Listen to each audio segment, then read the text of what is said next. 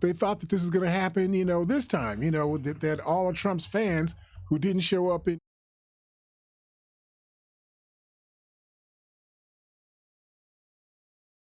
And I think 6 of them showed up last night, or yesterday afternoon. Was it 6 or was it 5? I think it was 5. 5, right. Yeah. And the other 5,000 people out there looked like they were all media people. They were just media from all over the country. But that doesn't change the fundamental character of what's going on. And that's what I want to talk about today. It's this violent rhetoric that is being normalized in our society. When I was young, you couldn't say things.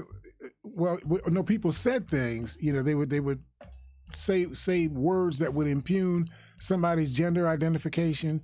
They'd say words that impugn somebody's character or somebody's ethnicity, and so on.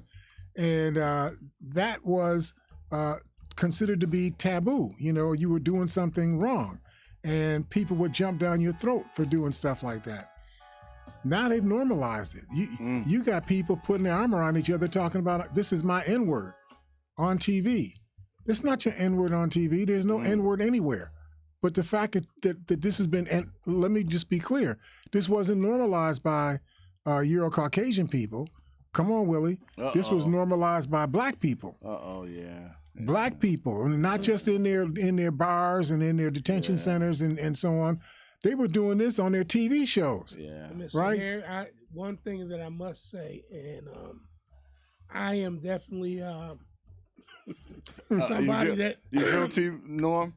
Man, I've went along. He's got a red guilty sign on his forehead right now. Yeah, and I my wife used to always tell me, stop, using trying all the time. Trying to coach you correctly. Yeah, and I don't know but it was so normal for me, and I've done it. I am one of those people. Even my brothers, a lot of my brothers, the same thing. What's up, Ma? Yeah, automatic. The problem is, like when you were in school, when you identified the weak person that you thought was a sissy or he was a punk or whatever, your words were. Right. But you know what you were impugning when you were saying that. Right. Right. That it was more than just being weak. This person was, corrupting their gender, identity in your mind. Right. And when you start saying it, other kids start saying what you're saying. Right. Right. And then it becomes incubated in a population of kids. Yeah. Right. And then you get a whole class, like your whole first grade class or your whole fifth grade class, all looking at this one dude saying, yeah, you're one of the thems. And now they picking on you. They're throwing, spitballs at you. They're throwing erasers at you. They're doing stuff, right? And because it becomes normalized. Yeah. And then people don't feel anything is wrong with them doing that. Right. And when you check them, they say, well, that person's a punk. Right. Of course I did treated them like that. That's because that's what they are. No, that's not what they are. They're a human being. Right. They're a human being who's an American citizen, who has all the rights of a human being and an American citizen. Right. You can't treat that person that way. Right. Period. There's no more words to it. That's the end of the story. Right. Well, when you release people to start saying the things that, folks are saying, in the public today, right? Behaving as if it's okay to talk about violence. Let me show you some of the words that these people are saying. This is, and I'm not sure if this is your cousin, Andy Biggs from Arizona, congressman from Arizona. What he's saying things like, well, this is war. This is war. And the Democrats are at war with the Republican Party, and they're at war with our republic. So the republic is not the Democrats' republic, just like it's your republic. Right. It's you Republicans, it's your republic, and the Democrats are something other. They're from India or they're from Uranus, or someplace, right? Wow. It's that kind of stuff. You get people on Fox News that are repeating, this nonsense. Nicole Wallace, who used to be a Republican like 2 or 3 years ago, that's not very long ago. When you're over 50 years old and something happened like 2 or 3 years ago, that's like yesterday for you. Okay, don't act like that's that long ago, because you were 47 when you were thinking like this. So you have been thinking like this for a long time. But Right. she says she's corrected herself, and she's now with MSNBC, and she perceives herself to be a progressive. But she was talking about points that were being made in an interview that she had with Mary McCord, who used to be under the Obama administration. I forgot what her title was. She had a very long title. What was she? She was the, goodness gracious, these people get these titles that take so long to say. You have to write it down. She previously worked as the acting assistant attorney general for national security at the U.S. Department of Justice. I want you to put that on your business card. Okay. That's a mean title right there. You'll have to write the title all the way on the back of the card, right? But she was all of that. The point is, she was a muckety muck, right, in the U.S. Department of Justice. She was a big shot person, Yeah. right? And she's being interviewed by Nicole Wallace, and she talked about how, Wallace talked about how it was indescribable in her mind that you can have people on live TV calling for violence, calling for insurrection, saying that the January 6th insurrection was nowhere near, the rebellion that's going to be taking place as a result of this indictment of our president, Donald Trump. The fact that this man was indicted with 37 felony accounts, and they document every single one of the felony counts. Now, even if it turns out that some of these felony counts he's not convicted for, sometimes you get indicted for 37 and you only get convicted for 14. 14 felony convictions, if they were consecutive, would be something like 140 years in jail. Right. So that's a big deal, right? But what Nicole Wallace was saying, she said it was indescribable to her that you could have people talking the way that Andy Biggs and Matt Gaetz and Marjorie Taylor Greene and all these people, Paul Gosar and so on, talking the way that they're talking. She said that she characterized it as a part of the rot and threat to domestic security in the United States. And I wrote that down because, to me, that's the core of it. I mean, it's bad that people stole documents from the United States, that they lied to the National Archives and Records Administration, they lied to the Justice Department. All those things are bad. So I don't want to minimize that. But the core of what is going on that we need to be, at least I think we need to be concerned about, is what Nicole Wallace said in this statement. She said that it is this behavior that you see amongst these conservatives and these Republicans is part of the rot and threat to domestic security in the United States. To me, that's the core. You are actually unwinding our country. The things that made us to act better because we felt accountable to be better are being undermined. People are acting as if, you don't need to do that anymore. You can act any way you want to act. Mr. Hare, in doing so and the things that they're doing, couldn't this be something that's considered almost treasonistic? I mean, you've been in love with this treason thing since a couple of months ago. But it really is, because it seems to me as if they're trying to start another civil war, and it's kind of Are you thinking they're saying that because out of their mouth they said we're trying to start another civil war? Well, I'm just saying. We're not thinking that that's what they're doing. They're saying that's what they want to do. Exactly, yeah.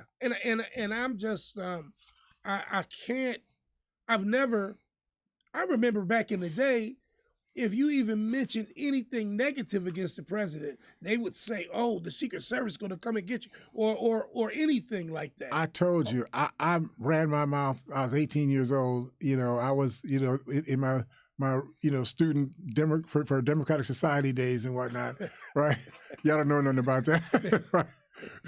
But I'm on a cornerstone, soapbox, and I'm running my mouth, and in the course of it, you get a little carried away with yourself. And I said, and Richard Nixon, he ought to be, for all of the things that he had done, for people, right? With us about this, and they brought the world on me. Okay?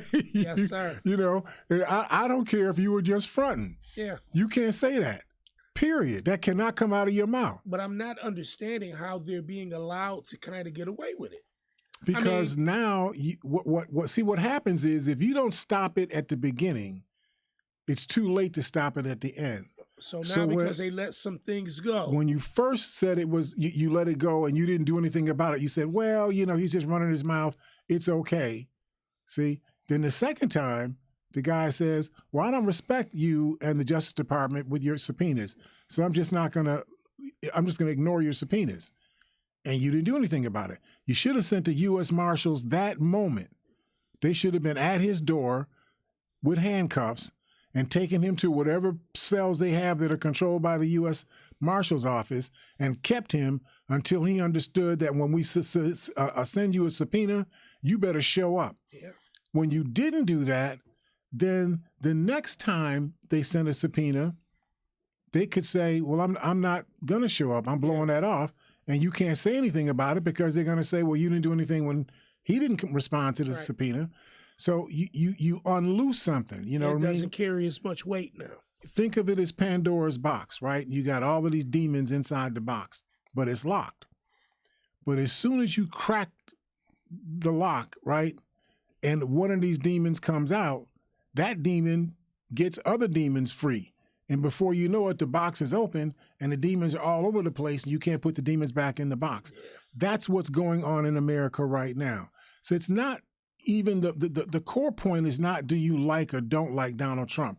Do you like or don't like the Republican Party? Do you like or don't like conservatives? That's not the point. The point is if you allow it to become okay for people to talk in a way of intimidating other people. They're actually going to school board meetings with guns, with rifles at school board meetings and shouting and fronting on people as if, you know, I'll kill you, you know, over, you know, you got a little book over here that's got, you know, a picture of some kid who's, you know, gender identified as something, whatever that's supposed to mean. Because of that in the book, you're going to pull up an AR-15 in a school board meeting and front like you're going to kill somebody? Does that make sense? It's crazy. Of course that doesn't make sense, right? I mean, whether you like or dislike or don't like, you know, people that are different other than being a male or a female, even if that's your issue, you can't stick an AR-15 in somebody's face. Right. Period. Right? The fact that you even allow people to have what they call open carry, you know, where you could walk around with a gun loaded, you know, in your pocket, you know, hidden under your coat, you know, like those Columbine kids, you know, that had the little, you know, warlock, you know, coats on and whatnot. You could do that and it's okay. In some states, they've opened this door. But once you open that door, all the other stuff that was behind that door comes out, not just the thing that you were thinking about, but a whole bunch of other stuff comes out that door. That's where we are right now. All that other stuff is coming out that door, and you can't close that door now, right? So we're in trouble, right? And our ability to respond. Now, I give, you know, the Capitol Police credit. They didn't appear ready for what happened January 6th of 2021. They thought this was going to be a much more minor kind of, you know, protest. Mm-hmm. When it turned into 6,000 people bum rushing, you know, the Capitol building, they weren't prepared for that. But give them credit. They rumbled. You got to give them, they didn't run, right? I mean, a lot of people would have run. Yeah, we saw that at this school in Uvalde, yeah. Right?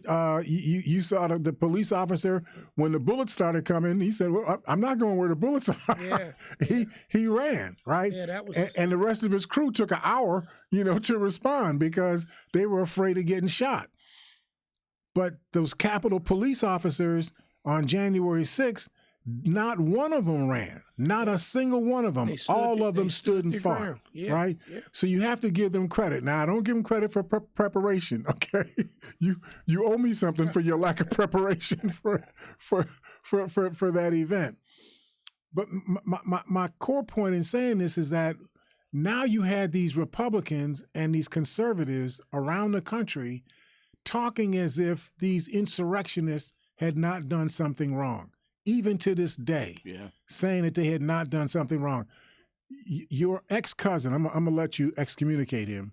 Your ex-cousin Donald Trump said that if he gets reelected, he's going to pardon the insurrectionists for January 6th. Right? Of course he will. See, so when you do stuff like that, then you legitimize in people's minds that it's okay for me to do what I'm doing because there's no consequence to it. Nobody's going to do anything about it.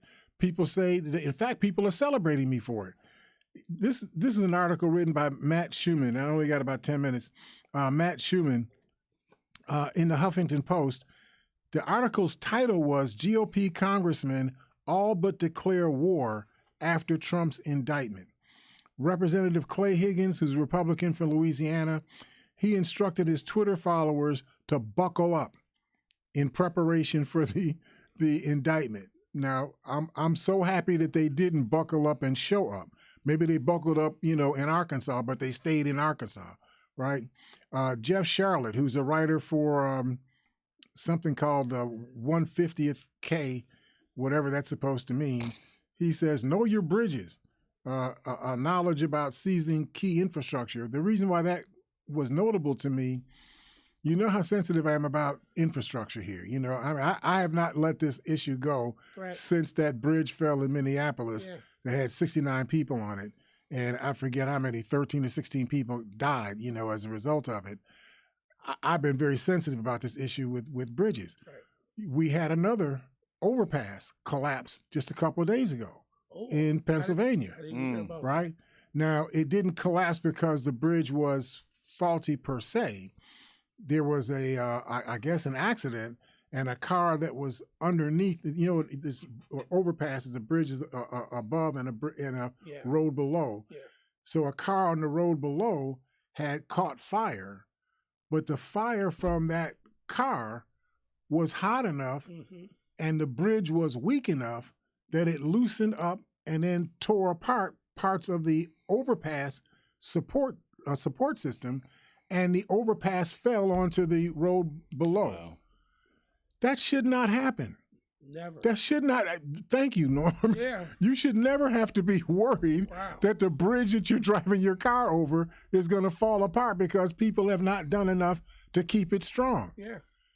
That's what's going on in this country, right now. When I heard this reference about know your bridges, it made me think that there are criminals out here who have not committed their crime yet, but their thought is, as a part of their insurrection strategy, is that they will blow up bridges, in our country. This is a big country. We have to have our engineering to a point that even if a portion of the lower apparatus fails or give way, whatever it is, that the upper apparatus should sustain. Should still survive. They should be independently supported. Yeah, exactly. Right. Yeah. I think that's true, but I think we also have to make sure that people that even hint that they would attack the bridges and infrastructure of the United States, that we bring those people to justice.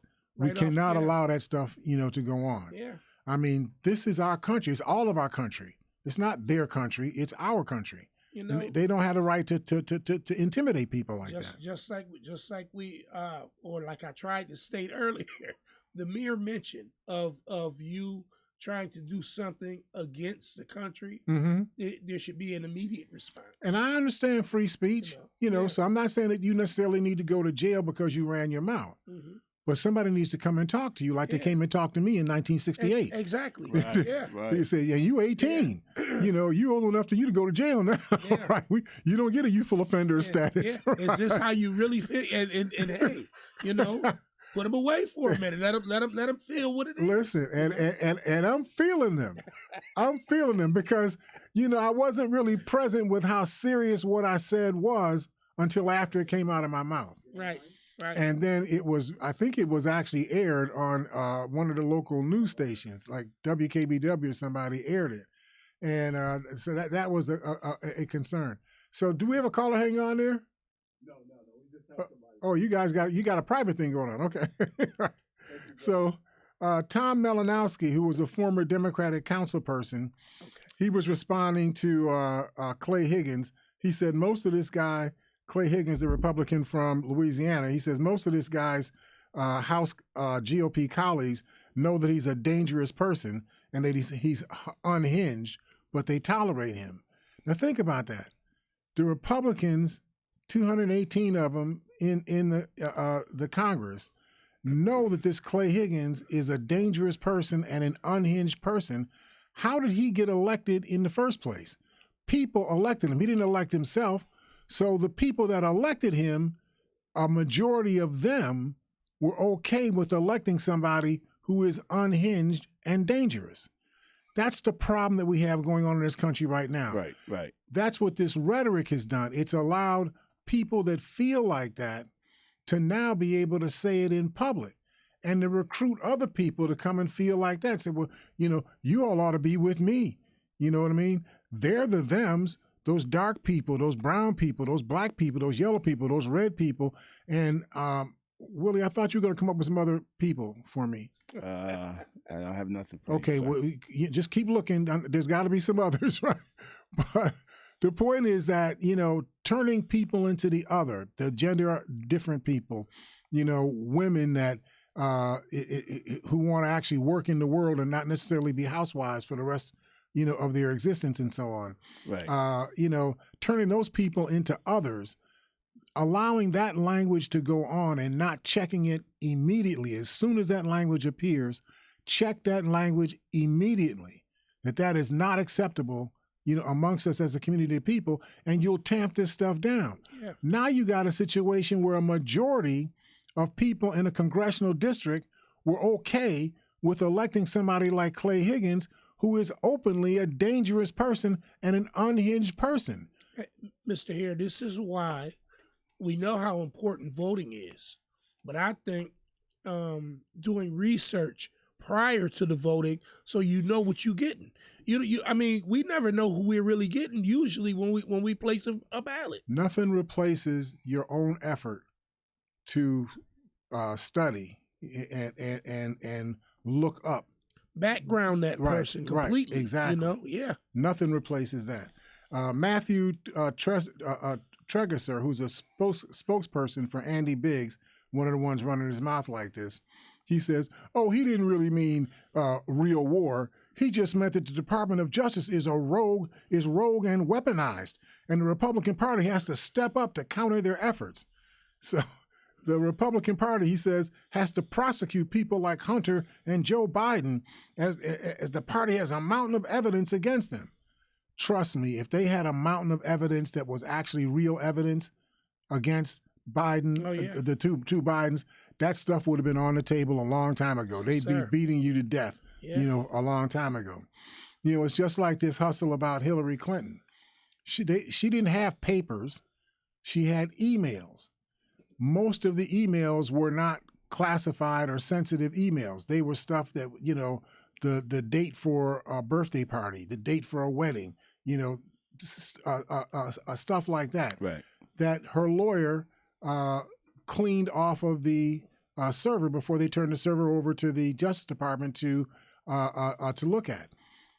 The things that they were considered to be sensitive or classified, it turned out that almost all of those things were classified after the fact. In other words, after that email was, and these are not emails that were the planning documents.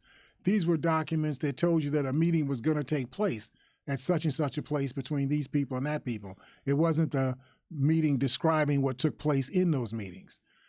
But that's all traffic goes like that, right? I mean, if you see a memo that I write, you're going to see blind copied people on the memo. You're going to see copied people on the memo who need to know that something is going to take place, even though they were not there when it actually was going to go down. Hey, when she was Secretary of State, those birthdays and those dates were supposedly all decrypted, and that's what they're. I guess that's what they're trying to prove. I don't know. Encrypted, encrypted, right, yeah. right. But the point is that did 8 years of investigation on Hillary Clinton. If they had anything remotely compelling, they would have done something about it right then and there. Even the issue about the deleted emails, they found all of the deleted emails anyway, and they all had been reviewed by the Justice Department before all of this nonsense, went out. This issue about Hunter Biden's computer, they said he had a computer stashed in a garage in the Ukraine. Okay. Even if he did, so what?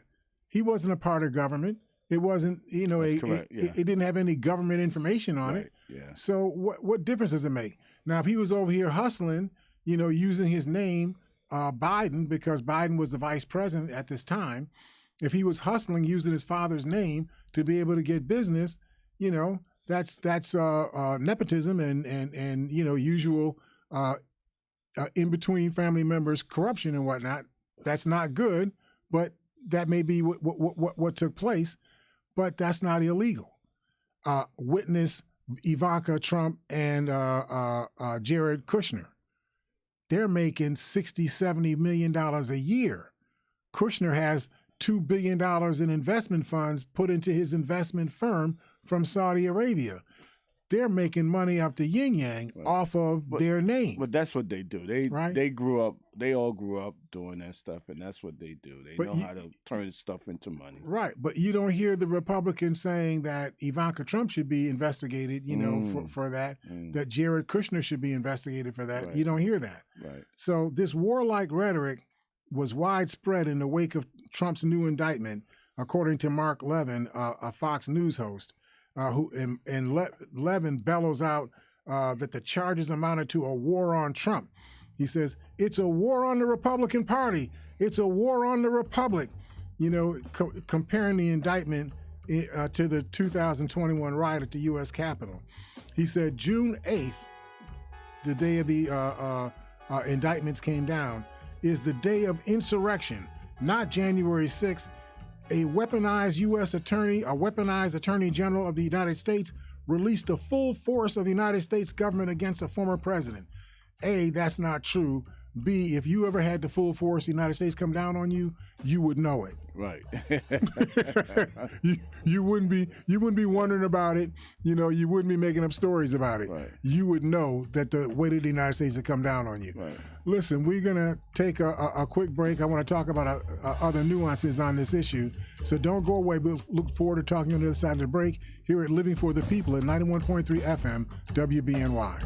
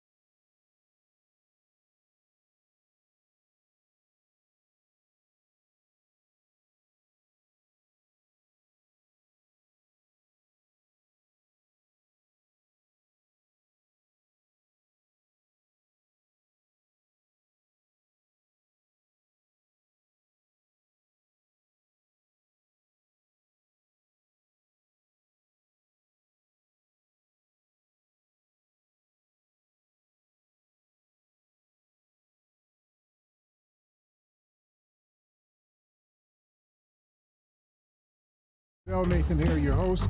We're here with Norm MacArthur, who is our in-studio audience of one. Welcome back, Norm. And we're here with Willie H., who is our citizen of the 21st century, who does the live streaming for the program. He's our engineer. Thanks, Willie. Welcome, everybody, to Living for the People with L. Nathan Hare. I want you folks calling 716-878-5104. 716-878-5104. And, Willie, I actually learned a half a word of Spanish. Go for it. Yo hablo de negocios. You speak Let's talk business. I need some credit now. All right, you got it, sir. You got it. Say that one more time. Yo hablo de negocios. You speak. We speak negotiation language. That's basically what you're saying. Hey, Will, he been hanging out with Talia. Listen. We all want to hang out with Talia. I'm trying to relate, okay? You know, I don't want to be off on another side of the. You know, our former president Barack Obama, you know, he jumped out with Spanish like he been speaking Spanish his entire life and whatnot. I felt so bad. That was part of his swag. I was saying, I need to be able to do that too. Get me some French in there, get some Swahili in there. Let me get this. I can see President Obama talking to the Latin ladies like I can see that. Yeah. So just getting back on this rhetoric stuff. Your cousin, I'm gonna stop blaming these people on you. Your country person, Marguerite Taylor Greene. She actually said there are tens of millions of us. You have crossed the Rubicon twice with these two indictments, and we will never forgive you. Wow. Now, if I rob, you know, the mint in Philadelphia, you would say, well, you know, I know that's not cool to rob the mint, but I like Nate. Nate's been my dude, you know, for my entire life. You know, we're cool. Right. You wouldn't say that was something that would exempt me from being punished for 1,000,000 years for trying to rob the U.S. Mint, right? You wouldn't say it was okay because you like me, right? Right, that's correct. Right. Well, that's what's going on here. Wow. You got people who say, well, I like these people that are, you know, trying to keep, you know, their single race, single culture in control of the United States. I like them. And that's basically it. You said it. Okay. So basically this is what we've got to get our arms around. And as I indicated before, these Trump supporters are explicitly violent. And this was Mary McCord. She said, it's not going to stop until bodies start stacking. No, I'm sorry. This is not her. This is one of the supporters of Marjorie Taylor Greene, said that it's not going to stop. This violent intimidation is not going to stop until bodies start stacking up. What are you talking about? We're talking about policy issues, who you want or who you don't want to be the president of the United States, and you're lining that up with the possibility of bodies being stacked up. You think that's okay for you to say? It's crazy. He went on to say, this person went on to say, it's real crazy what you're going to hear here. It says, perhaps it's time for that civil war that the damn demo KKK rats have been trying to start for years now. So these conservative Republicans are accusing the Democrats of being the KKK party. Wow. When it's the conservative Republicans who are doing all the KKK stuff. All the activity, yeah. And the people who they're opposing them because the Democrats oppose the KKK stuff. Right. They're trying to stop that KKK stuff from happening in the first place. Right. Well, Republicans are threatening. These are threats. These are like, if you guys don't give us what we want, here's what we're going to do. It's all or nothing for them, and they have no conscience. Right. No conscience at all. So the second part of this show I put into the you can't make this up category. This young lady, Titania Tandapoli, she's writing for Salon magazine, and she talks about the nightmarish possibility that Trump-appointed Judge, I hate to laugh, Judge Eileen Cannon is going to end up being the judge overseeing this case when it was transferred from Washington to the Florida federal, the South District Federal Court. And I laugh because this lady did everything in her power to prove her loyalty to Donald Trump. When this case came before her previously, she said, well, I need to review all of those documents that you're going to, and, well, when are you going to get the review done? I don't know. It may take 6 years. I'm a slow reader. She didn't say that, but that's what it felt like, right? And then she appointed a special counsel to review the documents and held the Justice Department, who had the documents in their hand, but could not legally review the documents until she said it was okay in her court. Because she said that she needed to review the documents to determine which documents were most sensitive. Right. The reason why this is so specious is that the Presidential Records Act does not make a distinction about how sensitive the presidential record is. The Presidential Records Act says that all records generated by the President of the United States become the property of the U.S. government when that president leaves office. The day you left office at 11:59 that night, those documents turned into the possession authority of the National Archives and Records Administration, not you. Right. Okay?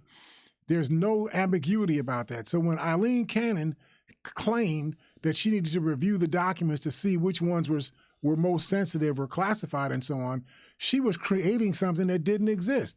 Even if she determined which ones were most secret and which ones were less sensitive, it wouldn't make any difference in terms of what the Justice Department was investigating.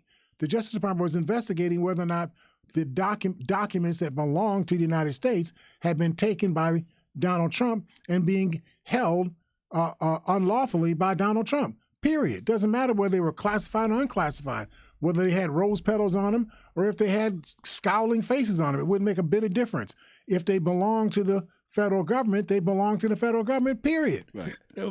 Mr. Hare, so far, I mean, he's held the documents for what, 2.5 years? Ever since that we have, he's given some back, but ever since January 19th of 2021. Yeah. Because the next day was the day of the inauguration of President Joe Biden. So he's been holding on to these documents all this time. And then the National Archives and Records Administration, 4 months after Trump left office, they said, Playboy, you've not talked to us about setting up a presidential library in your name, where you want it set up, what protocols you want, how you want it focused. You didn't come to us to review the documents that would go, which ones would be copies, which ones would just be referred to or cited. We need to get this stuff done right now. This is more than a notion. None of that got done. So they said, until and unless you do all of that, all the documents have to be in a records space that we've created for your documents. So let's get moving here. And Trump said, no, those are my documents. So no, they're not. Read the document. Read the Presidential Records Act. Read the first line. I know you don't read much. Just read the first line, right? And wow. And Trump still resisted and has resisted all this time. You can't make this stuff up. You can't make this stuff up. How does this woman end up becoming the judge on the rotation? Because they assign judges based on rotation, so they're not picking judges. Like I like this judge, don't like that judge. When a case comes up, whoever's next on the wheel gets that case. So that's how that process is working. But just think about the irony of that.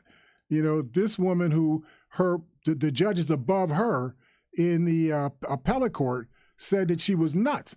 Which they didn't say the word she was nuts, but they said that her reasoning was just completely off the hook, and they rebuked her. They didn't just rebuke her decision; they rebuked her. On the record, in writing, right? So she ends up becoming the judge on the wheel that gets assigned to this case all over again. Wow. Go ahead, Nora. Mr. Hare, I just wanted to just ask you this because it just seems crazy.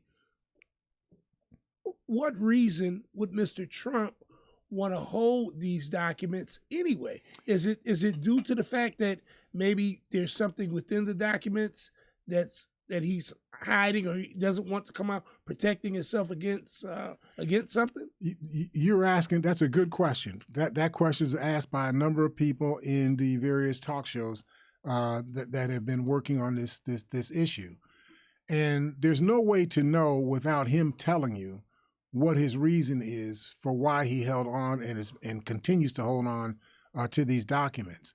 So you have to infer. I might not know why he's doing it, but I can infer what value he could get from doing this. So a value that he could get, some of these documents talk about where nuclear weapons are being repositioned and what the process is for determining how you're going to position these nuclear weapons around the world. Because not all of our nuclear weapons are in silos, in the ground in Colorado. Okay. A lot of our weapons are on airplanes. A lot of our weapons are on naval ships, and so on. So having that information, whew, So in his career after the presidency, he could be contributing to espionage. He could go to somebody and say, "Listen, man, I just need like $4.5 billion, so I could be in the middle of the billionaire race, Wow. And I only got $20 million left, so I need $4 billion from you, and but if you don't get it to me, somehow the Chinese may get this information, the Russians may get this information." Well, what would the Russians do with it? They do the same thing they did in Ukraine. They would use the information to attack you, right? Mm-hmm. So it could be that. Yeah. It could be he was allowing. I think it was Mark Meadows.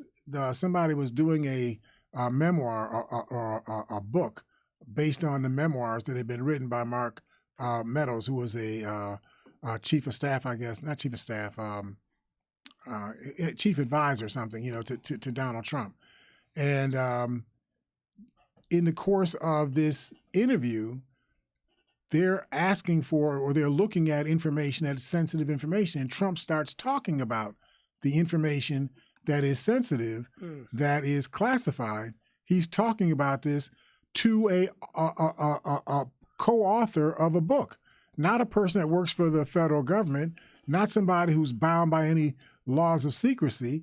He's just sharing this with somebody who, out of the blue. You don't even know this person, and you're sharing this information with them. Wow. So Trump could have done it for something like that. Trump likes to be flattered. So, if his love mate, Kim Jong-un, is that however you say his name, the president of Prime Minister of North Korea, if he said, well, I really am still in love with Trump, and said, let's go on a date, he might bring, a little information and say, it's just to let you know that I'm really real. I got real game. Here's something I'm gonna share with you. Right. You don't know what Trump is doing. Right. Trump actually held a meeting in the White House with the foreign minister of Russia, and wouldn't let the American translator be the steno, the person who records, right. the recorder of the meeting, wouldn't let the American person do that. Wow. He let the Russian stenographer be the person that recorded what took place in the meeting. Unbelievable. So in order for you to know what took place in the meeting, you had to call the Russians to find out what took place in a meeting in the United States. Wow. A meeting between the president of the United States and the foreign minister of Russia. You had to go to Russia to find out what took place in the meeting, or what they said took place in the meeting. You don't even know what took place in the meeting. Yeah. Right? I mean, that's the kind of person that Donald Trump is. You can't make this up. Right? You can't make this stuff up. So last year, I talked about this piece. Let me go to another piece on this, can't make this stuff up. This was an article written by Jordan Carney. This was in Politico online magazine. It was entitled, "McCarthy Tees Off on Trump Indictment Amid Conservative Rebellion." This is your Speaker of the House, Kevin McCarthy, who your elected representatives in the Congress elected this man. I want you to understand what you elected. McCarthy found himself between two political headaches. On the one hand, he has a rebellion underway in his Republican caucus where the extremist members insist that he has to extract a much higher price from the Democrats during the upcoming budget negotiations than he extracted during the debt ceiling negotiations. Remember I told you we were talking about this debt ceiling stuff, that this was all a scam, that they were just using this as a choke point. They'd get whatever they could get there. And then when the budget appropriation meetings come up, they're going to do the same thing all over again. We're not going to allow the law appropriating budgets for different departments to even leave the House of Representatives to get to the Senate unless you give us what we want, or we'll shut down government. That's what's going on. It's not happening yet, but it's going to happen between now and September. That's going to occur.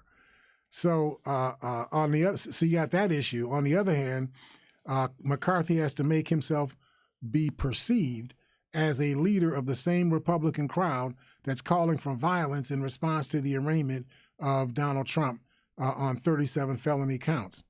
McCarthy seemed to have a more substantive answer on the first problem. He quickly defended Trump, who was indicted for mishandling classified documents, echoing Republicans' assertion that indicting Trump amounted to a double standard. McCarthy promised that the House of Representatives will use, listen to this, McCarthy promised that the House of Representatives would use their majority to investigate the investigators. They've already been doing this. So they've been going back over the January 6th investigation, and they're investigating the people that investigated January 6th. Wow. Because they have control over the House now, they can just vote to launch these investigations. There's nothing to stop them, from doing it. They're doing this because they want to delegitimize the investigations, to make them appear as if you made a mountain out of a molehill. And that's what they want to do with Donald Trump's current 37 felony counts that he's been indicted for. They want to make that seem like, well, I know it's 37 felony accounts, but they were really just like light felonies. They weren't real big felonies. Well, it was just, insurrection. It was just sedition. It was just espionage. It was just grand theft. He's Donald Trump. He's our guy. He can do these things. You can't make this stuff up. You can't make this stuff up. McCarthy promised that he said he also didn't rule out Special Counsel Jack Smith being called to testify before Congress, arguing that there was a responsibility to understand the decisions made by the Justice Department and FBI. That's like saying that you have somebody get accused of a crime and the district attorney in that jurisdiction who's going to prosecute the case, while you're finishing the investigation and setting up indict somebody and setting up the trial to prosecute this case, while that's going on, somebody else in the county legislature calls together a committee to investigate you because you were investigating somebody else for committing a crime that evidence has been produced and given to you that the person committed. That's what's going on here. Right. So he says, why did Jack Smith think that President Trump should be treated differently than anybody else? He wasn't treated differently than anybody else. Nobody else has ever done this. I mean, now we've had some criminals. Remember the Watergate, Tippecanoe and Tyler too, going back to the Taft, Harding, scandal and whatnot. I mean, this way back before Watergate. This goes back to the early 20th century. Okay. So we've had scandals before, right? And people have been punished, for that. They left the White House, they resigned or whatever it was they needed to do. Not resign from nobody's done this as a president, but we have had presidents who were involved with graft, and it came out after that person's term of office that this graft was done, and that person was named in that graft. Right. So it's not that Smith is treating Donald Trump differently than anybody else. Nobody else has done this, right? Right. McCarthy says Republicans have called foul on the FBI's previous decision to not charge Hillary Clinton, for her mishandling of classified documents. We've already talked about this, right? There was nothing to call her on the carpet for. What they called her on the carpet, what they called her on, they investigated. And when they get done with their investigation, they said there's nothing that we feel that needs to be prosecuted here. But they go on and said her mishandling of classified information, which they've argued was comparable to Trump's transgressions. That's just not true. When they came at her about her stuff, she gave the whole computer back. She didn't just hold the documents or give back the documents. She gave the physical computer back to the federal government. It was her husband's computer that he used when he was the president for 8 years. So that computer was protected from being hacked. You know, as clean as you can make a computer, it was done. Mm-hmm. She used that computer when she became Secretary of State.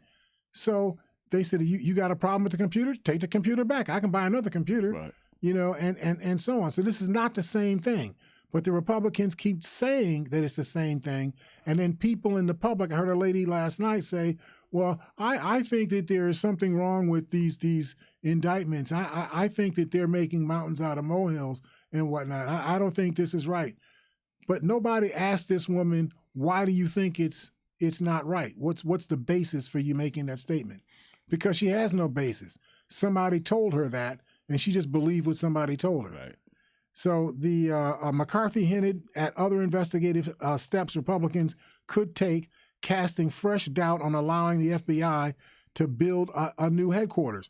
This is how the Republicans are playing now. The FBI had gotten money appropriated to build a new headquarters for the FBI. They're going to use, the Congress is going to use their authority over budgeting to deny the funding for building the new headquarters. They're doing this because they're mad at the FBI being a part of the Justice Department prosecuting these crimes, 37 felony crimes committed by the president or alleged to have been committed by the president of the United States. That's the kind of stuff that we see going on right now. The speaker had fewer answers when it came to the ongoing rebellion that's going on, which kept leaders from passing legislation. And we talked about this last week, that they've not been able to get laws from the Congress to the Senate because they can't get the laws even voted on in the House because these rebellious Republicans are refusing to vote, to allow a majority vote to allow these bills to even get voted on in the House, let alone have them sent over to the Senate for the Senate's confirmation. Already it's clear that House Republicans' response will come from multiple corners of the conference as it plays a familiar role. Trump's unofficial defense team, Judiciary Committee Chairperson Jim Jordan of Ohio, a Republican of Ohio, he's already requested new details on last year's FBI search of Mar-a-Lago for classified records. So he wants a trial on the FBI search or the FBI getting a search warrant to investigate the files that were being kept at Mar-a-Lago, which had no business being in Mar-a-Lago. The fact that they were at Mar-a-Lago is a crime. These were presidential records. What are they doing at Mar-a-Lago in the first place? But that's what's going on here. Oversight Committee Chairperson James Comer, Republican of Kentucky, has jurisdiction over the National Archives and Records Administration. Representative Marjorie Taylor Greene has vowed on Monday that she would try to defund Smith. She actually is going to try to put a bill together to defund the office of the special counsel so Smith would not be able to get paid. He could still be the special counsel, but he couldn't get paid, for his biweekly paychecks. Wow. It's that sort of stuff. I mean, they're going to do everything in their power. I told you, every choke point they can find, every procedural point that they can find where they can slow something down or stop something, that's what they're going to do. That's almost like Jack Smith did a crime. Exactly. McCarthy asked about Trump storing classified documents in his bathroom, in a shower, on a stage, in a ballroom in the Mar-a-Lago estate. And he says, well, a bathroom door has locks. Now, I don't know about your bathroom door, but I'm pretty sure if you just wanted to walk through that door, lock on or not, you could walk through that door.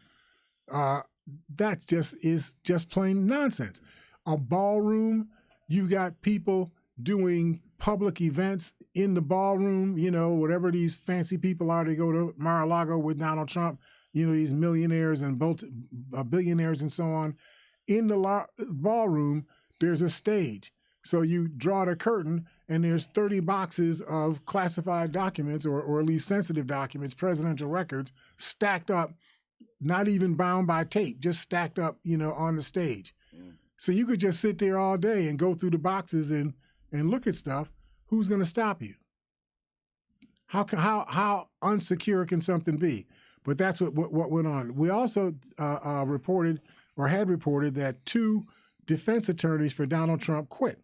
Jim Trusty, who was Donald Trump's attorney at Mar-a-Lago, on the Mar-a-Lago case, he abruptly resigned from the defense team just hours after he appeared on CNN claiming that the federal prosecutors had extorted an attorney. Jim Trusty appeared on CNN and said that the former president was indicted by a federal grand jury in Miami. He went after federal prosecutor Jay Bratt, the Justice Department counterintelligence chief, who last year urged a court to seal the affidavit that supported a search of Mar-a-Lago that uncovered classified material. He says, I have a theory that maybe some of the outrageous misconduct has affected the equation in some other case, a potential target. His allegations involve discussions concerning the lawyer representing Trump's valet, Walt Nauta. Trustee claimed that federal prosecutors, while attempting to gather potential witnesses to strengthen their case against Trump, brought up the fact that Nauta's lawyer, Stanley Woodard, had applied for a judgeship. So they're going to try to make a federal case out of the fact that while the lawyers were talking to Trump's lawyers, one of the lawyers brought up the fact, aren't you applying for a judgeship at such a... If that lawyer didn't say, I'll get you the judgeship if you, get Nauta to testify against Donald Trump. If that's not what got said, then there's nothing wrong with it. That's like saying that I heard that you applied for a job at, the Forest Department. So what? That was just conversation. Trustee claimed that the prosecutors used this information as a means of applying extortion pressure simply by introducing the topic of Woodward's aspirations. So there's a whole lot on that. When CNN anchor Caitlin Collins questions if he had any evidence supporting such claims, Trustee said that there was sworn testimony to which Collins responded, "That's what you're saying." Basically, Trustee's evidence was he testified that he felt that Woodward had crossed the line. When they asked, well, what's your evidence of that? Well, the evidence is that I said it. That's evidence. You said something. That's the evidence. You can't make this stuff up. Can't make this stuff up, right? Trump's game plan is to be out there. William Wedge Devaney, former assistant U.S. attorney in the District of New Jersey, told Salon magazine. He says, hours after his indictment, Trustee and fellow Trump attorney John Rowley resigned from his defense team and issued a joint statement saying that they would no longer be representing Trump or on either the indicted case or the January 6th investigation. This is the second criminal indictment against Donald Trump. I know we're done with the hour, so I won't try to squeeze anything else in here for now. But it's important and it's enlightening that Trump's defense attorneys have walked away. When he went to the arraignment hearing yesterday, he only had 2 lawyers with him, neither of whom were from Florida. It's nice to see that some of his people are starting to jump off the boat a little bit, We'll see, but I think when people start looking at that money, see, the problem is that you look at the money that you think you're going to get, $8,000 an hour, to represent Donald Trump. Mm-hmm. But will Donald Trump pay you? See, that the jury's out on that too, right? Yeah. And why aren't there dozens of cases being brought against Donald Trump for theft of services right now? He's been doing this for 50 years. Right. Right? there should be all kind of cases for theft of services. Everybody's scared to go to even make the accusation that he didn't pay. Exactly. So I know I'm invading somebody else's time. So let me get done. Thank you all for listening to us and supporting us. We look forward to talking to you all on Friday. And congratulations to all our Buff State students. They've gone through all of their commencement exercises. Congratulations, guys. Congratulations. They got summer school going on right now, right? Yeah. So school is back in motion. So appreciate all of you. Look forward to talking to you all on Friday here at Living for the People at 91.3 FM. Oh, by the way, next week we're going to talk a little bit about Juneteenth. This is Juneteenth week. Oh, yeah. Yep. So next Monday, we're going to have, I think it's Reverend Al Wilson coming on, who'll be talking with us about Juneteenth. Oh, I thought he was coming Friday. He can't make it Friday? He couldn't make it on Friday. He said that you and Donald Trump had something going on. Oh, okay. And he couldn't do it on Friday, but he can make it on Monday. So thank our producer, James Braun, for making these arrangements for us. Look forward to talking to you all on on Friday here at Living for the People at 91.3 FM. WBNY. We'll see you all. The Gospel Party 716 tomorrow. I'll be talking about Juneteenth. So see you guys. There you go. All right. Take care.